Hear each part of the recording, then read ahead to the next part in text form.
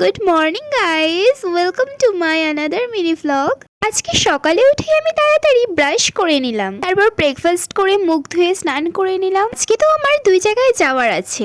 ফার্স্টে তো আমি যাব বিডিও অফিসে, তারপর যাব কলেজে। তাই শার্টটা আয়রন করে নিলাম এবং রেডি হয়ে সাইকেল নিয়ে বেরিয়ে পড়লাম বাস স্টপের উদ্দেশ্যে। কিছু সময়ের মধ্যে বাস চলে আসায় আমি বিডিও অফিসে পৌঁছে যাই এবং অফিসের কাজ শেষ করার পর আমি কলেজের উদ্দেশ্যে রওনা দেই। কলেজে আসার পর আমি বুঝতে পারি বাড়ি থেকে পাসপোর্ট সাইজ ফটো আনতে আমি ভুলে গিয়েছি, যেটা কলেজে খুব দরকার ছিল।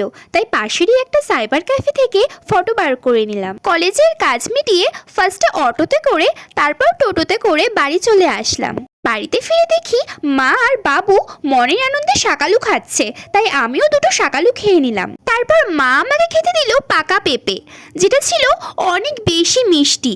আর আমার কিন্তু পাকা পেঁপে খেতে অনেক ভালো লাগে। তোমরা কারা কারা পাকা পেঁপে খেতে পছন্দ করো আমাকে অবশ্যই কমেন্টে জানাবে।